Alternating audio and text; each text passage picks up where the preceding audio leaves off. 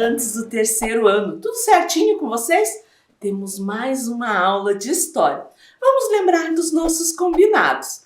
Lave sempre suas mãos e escolha um lugar bem confortável para você colocar seus materiais, assistir às aulas, fazer as atividades e aprender.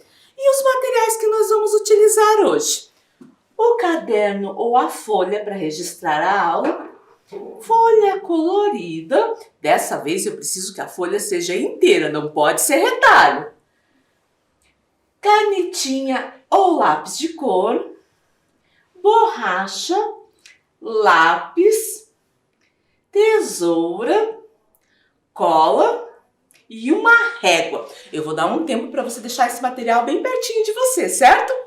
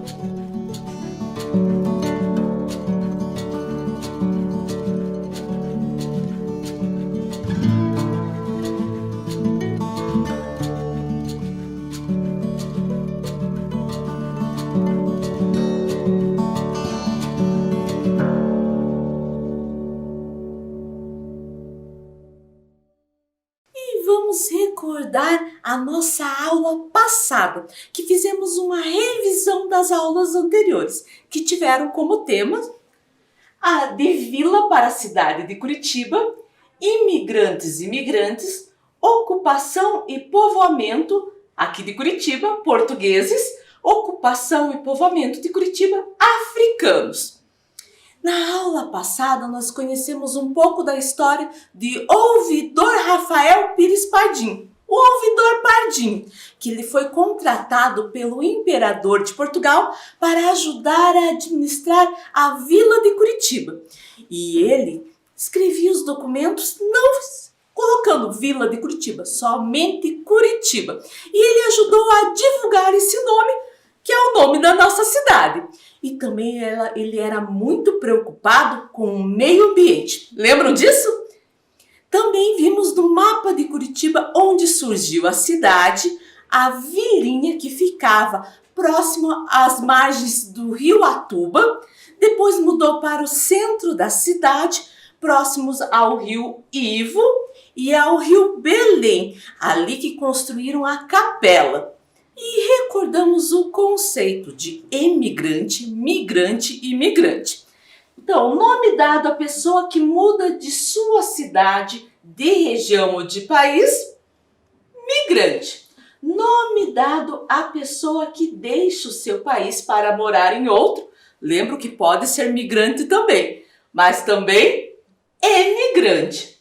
Nome dado à pessoa que vem de outro país para morar no Brasil, posso usar também migrantes, tá certo?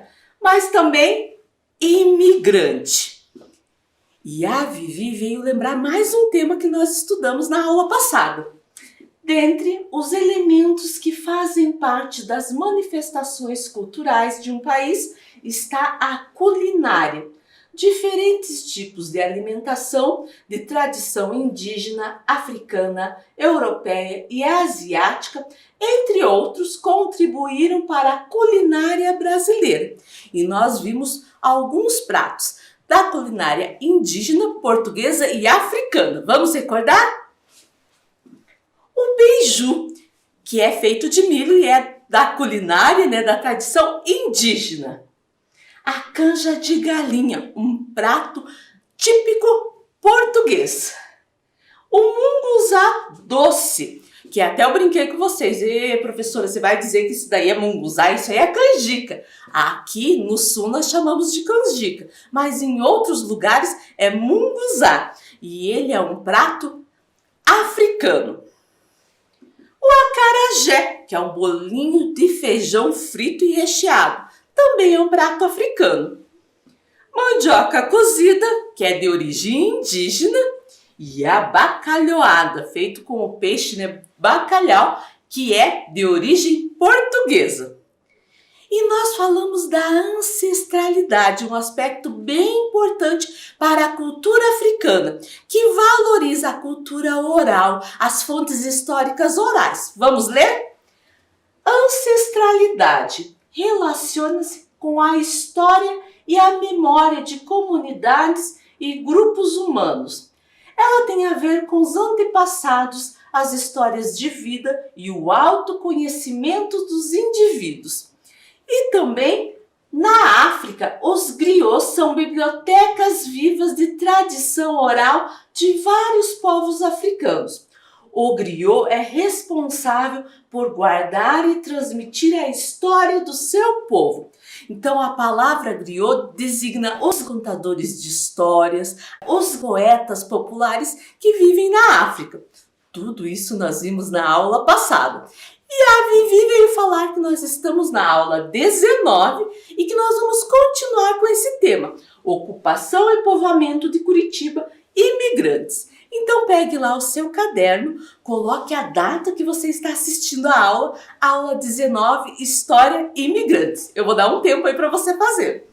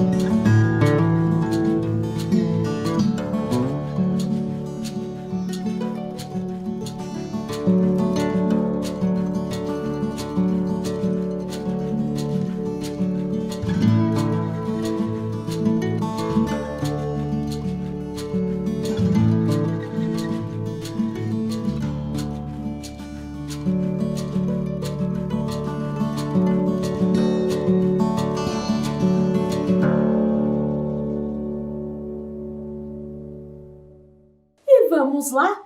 E a Vivi tem uma ideia. Vamos apreciar essas pinturas de artistas curitibanos e conhecer um pouco de sua biografia. Então nós vamos ver pinturas, obra de arte. Mas quando a gente pensa em obra de arte, muitas vezes a gente pensa só em pintura. Tem outras coisas também, como esculturas, poemas, arquitetura, filmes, músicas, artefatos decorativos, entre outros. Mas agora nós vamos observar pintura. E você percebeu que ela falou de biografia? Você sabe o que é biografia? Biografia é um gênero literário, onde quem escreve, o autor, conta o que aconteceu de principal na vida de uma pessoa. Vamos lá? Olhem bem esse quadro. Bem bonito, né? E você consegue identificar o nome do artista que pintou esse quadro? Qual o título dessa obra? Para ficar mais fácil, eu destaquei de amarelo. Ah, agora ficou fácil. Mas você vai perceber que ali está escrito Viário, vírgula, Guido. Bem estranho, vou contar por quê. Nas normas acadêmicas, deve-se primeiro começar com o sobrenome do autor, em letra de caixa alta, letra maiúscula. Depois o nome, certo? Então, o nome dele é Guido Viário, certo? E você conseguiu identificar o nome da obra? Tá logo depois, Paisagem. E também tem o ano em que ela foi pintada, 1940. Agora nós vamos ler a biografia desse pintor. Guido Viário. Lembra que a professora comentou com vocês desses dois simbolozinhos aqui? A estrela e a cruzinha? A estrela, quando tem, quer falar o ano que ele nasceu. E a cruzinha é quando tem a morte. Então vamos lá de novo. Nasceu em Vêneto, Itália, em 1897. Faleceu em Curitiba, Paraná, em 1971. Em 1907, enquanto estava estudando, também frequentava um curso de pintura na Itália. Entre 1921 e 1927, viajou por diversos países europeus, continuando seus estudos nas artes. Em 1927, veio para o Brasil, morando primeiro em São Paulo, onde trabalhou como ilustrador em jornais e pintando painéis em casas comerciais e residências. Em 1929, radicado em Curitiba, trabalhou na ilustração da revista Joaquim e em instituições de artes como a Escola de Música e Belas Artes do Paraná. Em 1975, em Curitiba, foi inaugurado o Museu Guido Viário. Então vamos lá. A gente viu que ele nasceu aonde? Na Itália, em Vêneto. Lá na Itália, ele já se interessou pela pintura. Veio para o Brasil em 1927. Trabalhou com ilustração em jornais e pintor de painéis. Foi radicado em Curitiba e continuou seu trabalho de ilustrador e pintor. Tem até no centro da cidade, próximo à reitoria da Universidade Federal do Paraná, o Museu Guido Viário, que, como fala, foi inaugurado em 1975. Conhecemos um pouco sobre esse artista. Agora vamos ver outra artista curitibana? Olhem lá a obra. Vocês conseguem identificar o nome da artista que pintou esse quadro e também o título da tela? Agora ficou fácil, né? A artista se chama Helena Wong e ela colocou como nome desse quadro Retrato, mas não tem a data que ela pintou.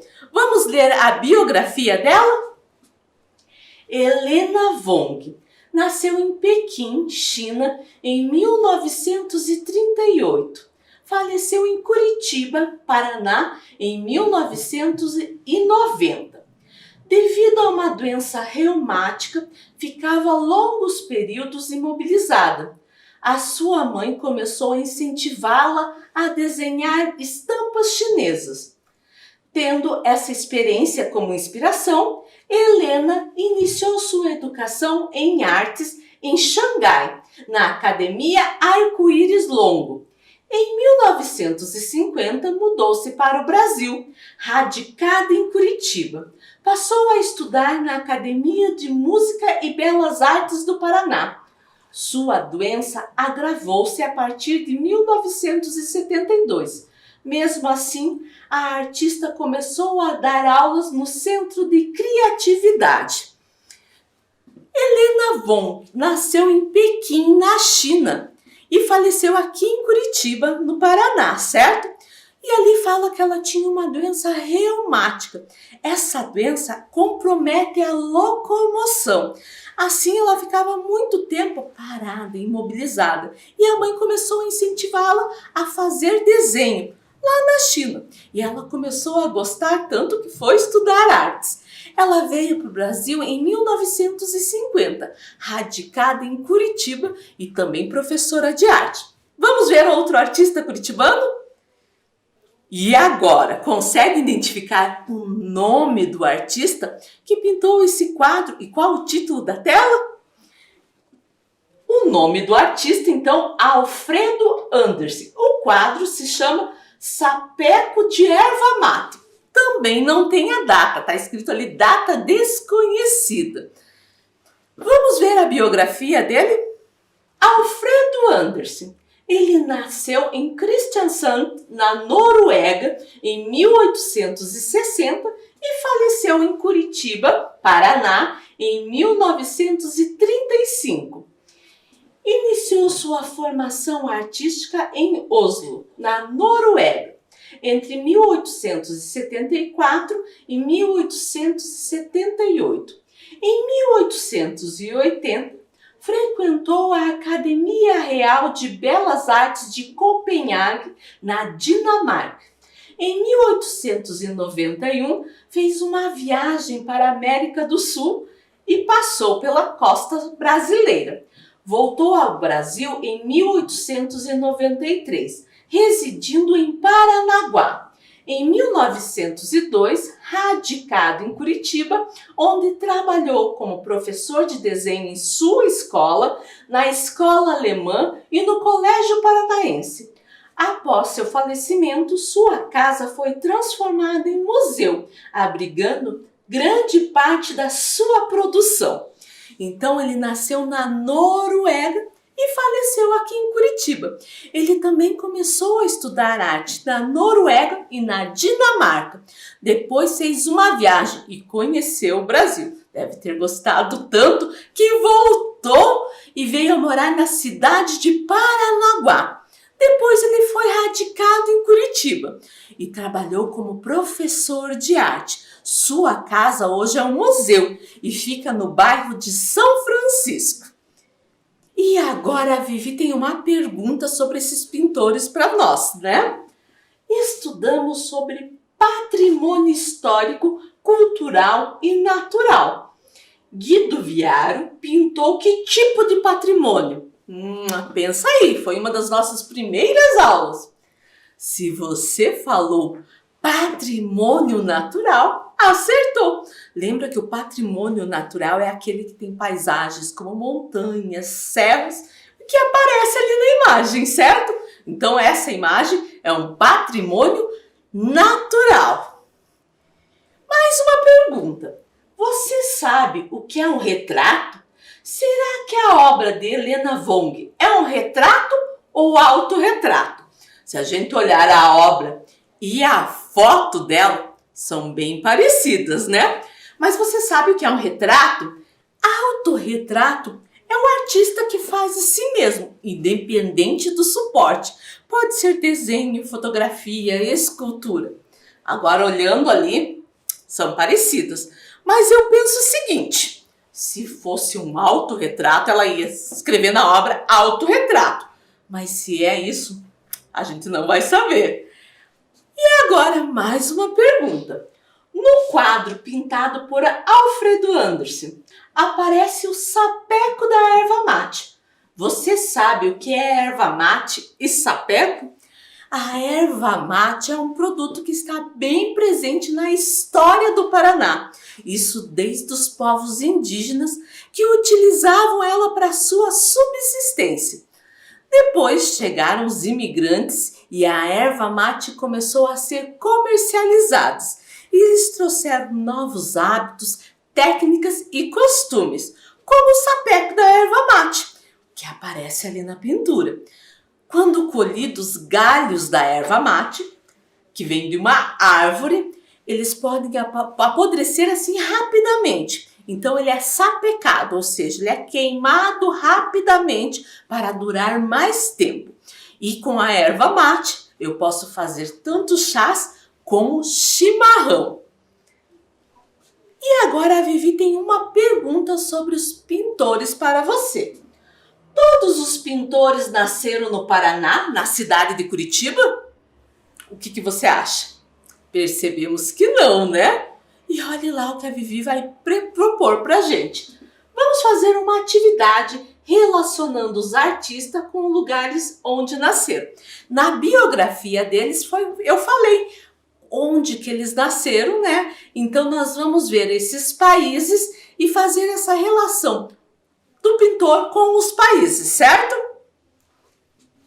Olhem lá, tem o Guido Viar. Agora a gente vai conhecer o artista, porque nós só conhecemos a Helena Wong. Então tem o Guido Viaro, que está com o número 1, a Helena Wong, número 2, Alfredo Anderson, número 3. Quando lemos a biografia, lá estava escrito que eles nasceram em 3 países diferentes: China, Noruega e Itália. Vamos ver se você tem uma boa memória. Onde que nasceu Guido Viar? Se você falou Itália, acertou. E a Helena Wong? Se você falou China, acertou também. Então, para o Alfredo Anderson, só sobrou Noruega, certo? E olhe lá o que a Vivi veio nos falar. Mas por que eles são chamados de artistas curitibanos? Tem alguma coisa a ver com a palavra radicado que aparece nas biografias e eu não sei o que é? Então, eles são imigrantes, nasceram em outro país e vieram morar aqui no Brasil. Radicado, a palavra que aparece nas biografias desses artistas, quer dizer domiciliado, onde a pessoa mora. Eles escolheram como lugar para viver a nossa cidade. Por isso que também eles são considerados curitibanos. Agora você vai ser um pesquisador histórico. Vamos pesquisar de onde veio algumas pessoas da sua família. Você vai fazer para elas a seguinte pergunta e completar o quadro. Em que lugar nasceu? Por que moram em Curitiba? Se vieram de outro lugar, há quanto tempo estão em Curitiba? Certo? Você vai perguntar para 2 pessoas da sua família. E daí vai preencher o quadro, certo? Eu vou dar um tempo aí para você fazer.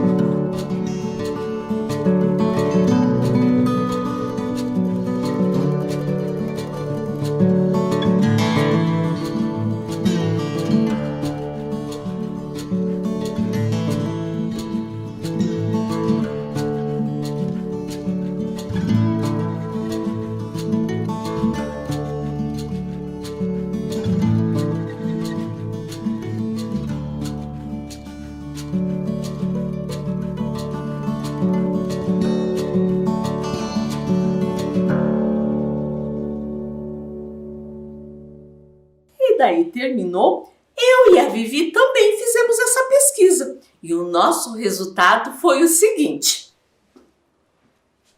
Ali está escrito professora Viviane, então foi a minha pesquisa. Eu perguntei para uma prima, que se chama Rose. Ela veio da Espanha, o lugar que ela nasceu.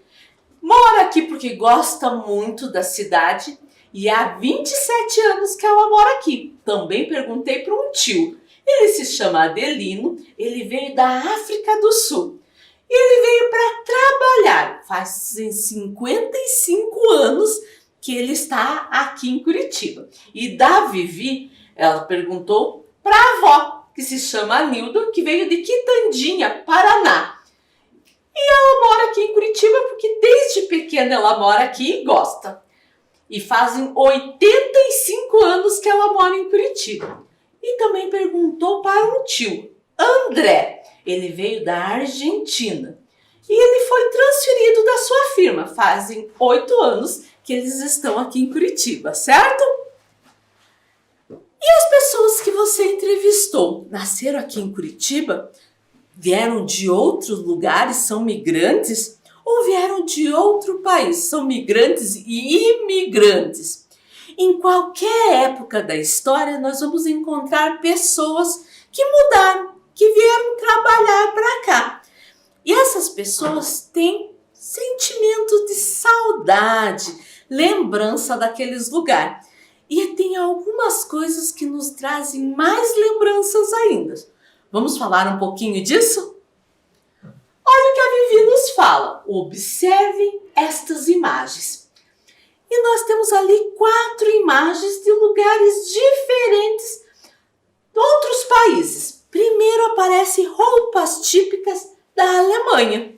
As roupas típicas, elas exprimem a identidade do imigrante através da roupa. São usados em eventos importantes, como grupo de dança. Tem ali também o bonsai, que significa árvore na bandeja ou árvore no vaso, de origem japonesa. É uma técnica que consiste em miniaturizar a planta, mantendo as características originais de cada espécie. Daí ali também tem a pêssacas, que é da Ucrânia. São ovos coloridos à mão pelos ucranianos, que simboliza vida, saúde, prosperidade. E ali, por último, o azulejo português de Portugal. Geralmente ele é pintado de azul e branco, são bem tradicionais. Eu acho lindo e cheio de estilo. Olhem lá outras imagens. A culinária da Itália. Se a gente pensar, os pratos culinários fazem com que o imigrante lembre da sua terra natal. Também tem ali um porta-joias da Alemanha, pintado à mão, muito bonito. E também a matrioska, que é da Rússia, que é um brinquedo artesanal e tradicional, também conhecida como boneca russa. E o masbarra, que é um colar de contas cílios, que é similar a um rosário de uso tradicional entre os fiéis da religião islâmica. E eu trouxe aqui também uns objetos de imigrantes que eu tenho na minha casa. Por exemplo, como eu falei para vocês, eu adoro coruja. E esse daqui é uma coruja que veio da Índia, ganhei de presente de uma amiga. Tenho também livros, esse daqui é do meu filho, é um livro em inglês. E eu fico pensando, os imigrantes também devem ter trazido os livros, que isso também traz uma memória para eles. Tenho também aqui, esse eu acho muito legal, veio de Jerusalém. Tem aqui a água benta, o incenso, o óleo e um pouco da terra daquele lugar, que também tem um aspecto religioso bem importante. Da França, eu tenho uma água benta de Nossa Senhora de Lourdes. Tenho também da Colômbia um chaveiro, que também é um instrumento musical, certo? Só que eu não lembro o nome dele. Tenho também chaveiro esse é do Japão. Lembra que a professora contou que adora coisa de coruja e chaveiros. Tenho também uma pêssega, mas não é ucraniana, porque ucraniana eles pintam o próprio ovo. Esse aqui é de porcelana, um porta-joias, tá? E ele é polonês. E eu trouxe também aqui um tempero, que é um za'atar, que é um tempero árabe, que eu adoro colocar nas minhas comidas. E trouxe também dinheiro do Uruguai, do Chile e até $1. E algumas moedas, que tá aí, tem da Bolívia, do Uruguai, do Chile, dos Estados Unidos. E eu fico pensando que o imigrante também trouxe alguns objetos, e aqueles objetos trazem uma lembrança para ele da época em que ele vivia no seu país natal. E olha lá o que a Vivi veio nos dizer. Todas as imagens representam memórias, formas de guardar o tempo, satisfazer a vontade de rever algo ou alguém, uma maneira de relembrar momentos e aliviar as saudades. Então é isso que eu acho que os imigrantes sentem, né? Quando olham esses objetos, quando pegam esses objetos de novo. E agora você vai fazer uma atividade. Na sua casa tem algum objeto de outro país? Algo que traga lembranças? Desenhe ou cole uma foto dele. Se quiser, escreva as boas lembranças. Se você puder tirar uma foto, imprimir e colocar, beleza. Senão você pode desenhar. E por que traz essas lembranças? Eu vou dar um tempo aí para você fazer, certo?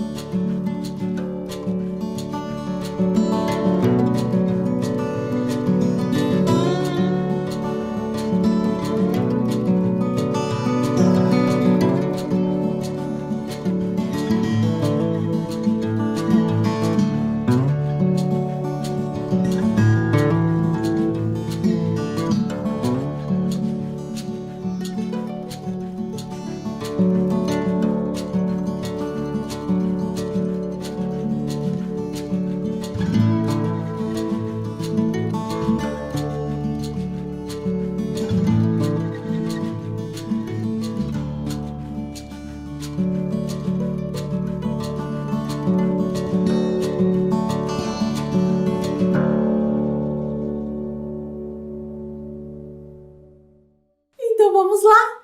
Olha o que a Vivi veio nos dizer. Vimos nas aulas passadas que a Vila de Curitiba recebeu muitos imigrantes. Vamos recordar os imigrantes que ajudaram a ocupar e povoar a nossa cidade.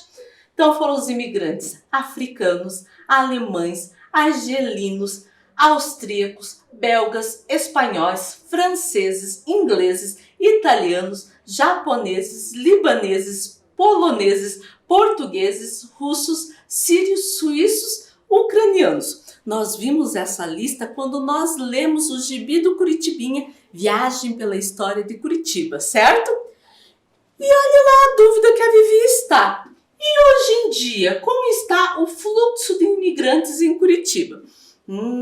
Será que tem só esses imigrantes ou tem outros? Uma ideia para descobrir sobre isso é analisar os dados das escolas municipais que têm estudantes de outros países matriculados. Vamos ver? Olhem o gráfico. País de origem dos estudantes migrantes na rede municipal de ensino 2020. Então, esse gráfico é do ano passado. E aqui embaixo, ó, vocês podem ver de todos os países que eles vieram. São 47 países diferentes. E também tem escrito ali Brasil. Opa, professora, Brasil. Mas se a gente vê o título, está falando dos migrantes. Quando tem ali o Brasil, são crianças que nasceram aqui no Brasil, foram para fora, foram alfabetizados em outras línguas, aprenderam a falar em outras línguas e agora retornar. E vamos ver quais são os países que mais têm imigrantes. Venezuela tem 503 crianças, estudantes que eram da Venezuela que estão estudando aqui no Brasil. Do Haiti, 221 crianças. Daí depois vem o Brasil, né, com 62 crianças, mas lembra que eu falei que eles nasceram aqui, migraram e daí voltaram. Colômbia, que tem 18 crianças.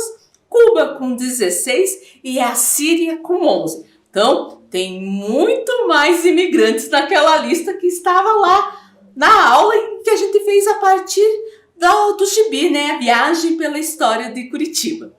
E a Vivi tem uma ideia. Já que falamos de objetos dos imigrantes, vamos aprender a fazer uma lanterna de papel, uma tradição dos chineses para comemorar seus feriados, em especial o início do Ano Novo. Na China, as lanternas são vermelhas decoradas com amarelo ou dourado. Eles representam boa sorte e prosperidade.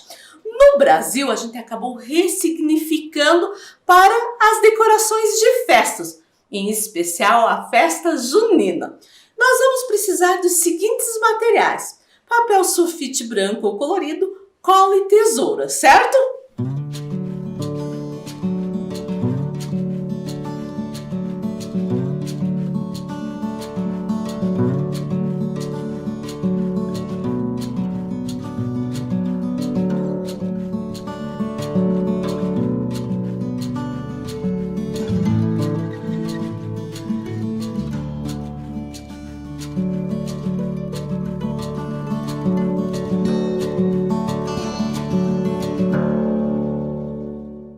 Então vamos fazer as lanternas. Trouxe até duas aqui para decorar a minha mesa. Você vai precisar então de uma folha, vai dobrar ao meio, vinca bem, que é para ficar essa dobra aqui em volta. E daí você vai fazer o seguinte desenho na folha, com a régua ou canetinha ou lápis. Uma parte aqui não pode fazer nada. Na outra você vai tirar uma tira. Por quê? É essa tira que vai em cima. E daí vou marcar o que eu vou cortar como se fosse uma franja, mas tenho que tomar um cuidado. Vou fazer esse desenho na parte emendada para dar certo. Vamos lá? Tiro uma parte para fazer a alça e vou cortar a franja.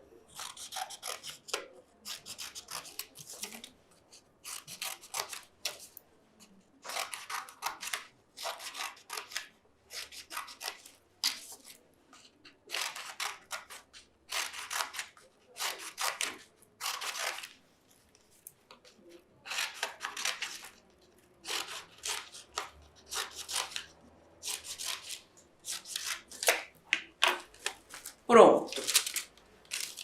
Agora eu vou colar uma parte na outra. E vou passar cola em tudo, ó, até em cima. Ó, passei minha cola em toda a parte e agora colar.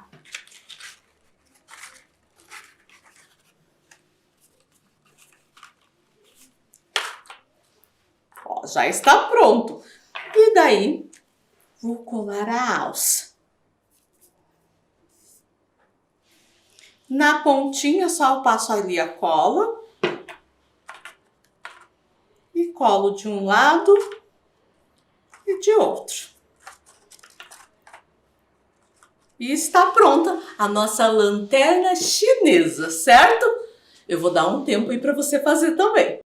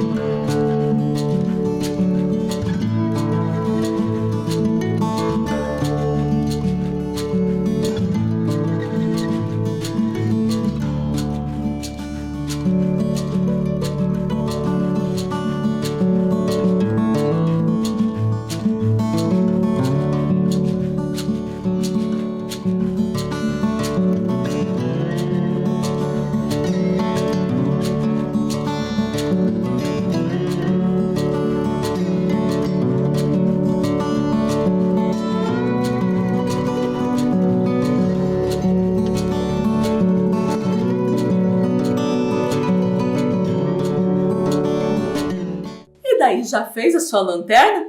Bem diferente, daí fica muito legal, não só para a festa junina, mas para outras situações também. E a nossa aula terminou. Continuamos falando dos imigrantes na próxima aula também. Se cuide!